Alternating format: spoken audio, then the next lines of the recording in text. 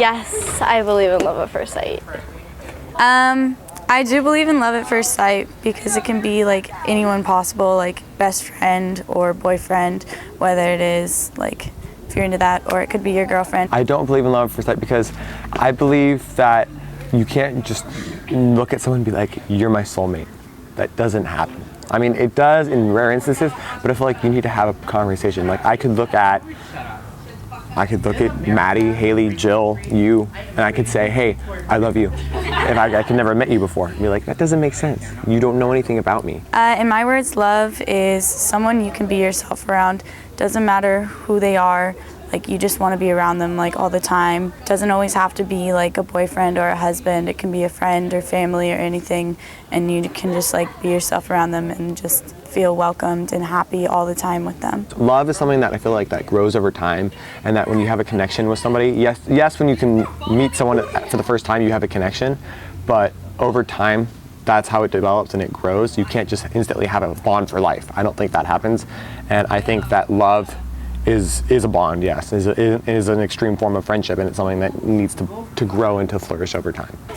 Love is like when you have, for me, like a deep desire to want to be with somebody all the time, and not only with a boyfriend or a girlfriend, if that's what you want, or like with your best friends.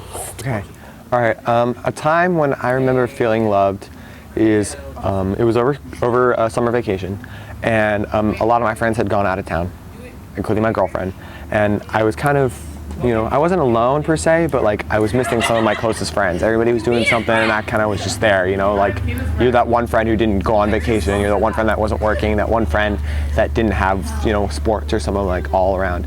So I was kind of lonely at times, and it was a couple days before my birthday, and I was hoping to hang out with some of my closest friends, and my two friends, Haley and Juliana, were actually going out of town to Tahoe. So they weren't going to be there for my birthday. So I was hanging with my friend David, and I wasn't sad per se, but I was like, oh, Haley and Juliana won't be here to hang out with me on my birthday, and my girlfriend wasn't going to be there either, so I was even more kind of down. And I was hanging out with my friend, and we were at Sequoia High School, and we were walking back to our cars, and I ran to the corner, and two of my best friends in the whole world, Haley and Juliana, surprised me with food from my favorite restaurant, balloons, flowers, and candy. And it was just like the most awesome experience in the world.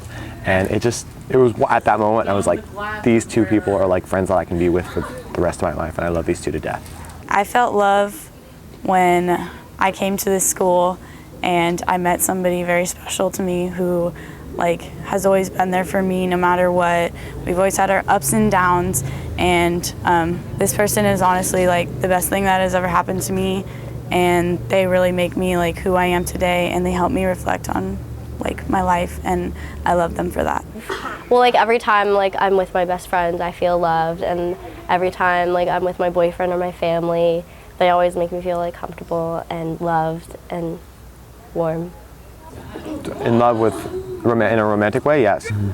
Because when you're with them, everything is right, and when you're not with them, your stomach, I don't know, you get like a knot in your stomach, and you feel anxiety almost until you see them again, and you feel not complete. You're like, okay, I'm not with this person. Like I need to see them again to feel normal, to feel alive, to feel like a human being should feel. Not necessarily fully in love, but definitely the idea of love, because no one really knows what love is truly, so everyone has their own typical views of what love is. I knew when I could practically talk to them about anything in this entire world, whether it was a problem or if it was just complimenting them or something, they're just there for me. Yeah, I am in love at this moment. This person makes me happy, and not only this person, but also like the friends that I have and everything that they do for me and my family does for me make me feel loved. A heartbreak? I mean, I've had forms of it. I don't think I've had a true like heart snapped, like heart break. I mean, the closest thing to compare it to is probably when I broke up with my ex-girlfriend.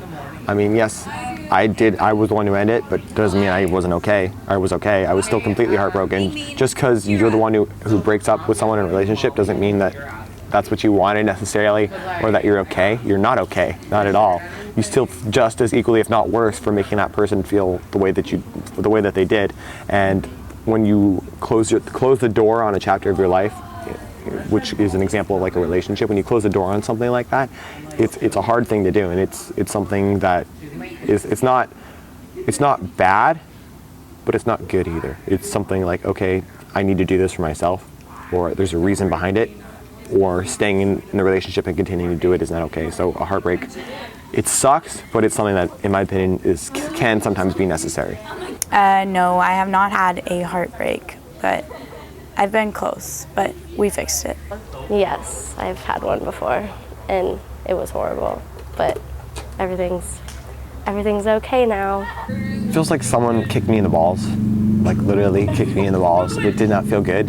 You have no energy, you have no desire to do anything. You just kind of want to sit there and sulk in your own grief and sadness and depression, and you don't really want to get on and move on with life. But it's something that does end over time. It is only something temporary. It's not a fun experience, but it's something that everybody at some point does go through. It's like the worst feeling in the world. You feel like everything is like going like the wrong direction, and then everything is not going what you want, or like how you want it to be, and you just feel like sad all the time, like you want to cry all the time, and it's not fun. But it'll be fixed, or you'll get over it. I think it means like you're honestly like truly affected by the outcome of your relationship with this person, and you're kind of feeling down to earth about it, because now that you don't have that person like in your life as much, like you kind of feel empty almost.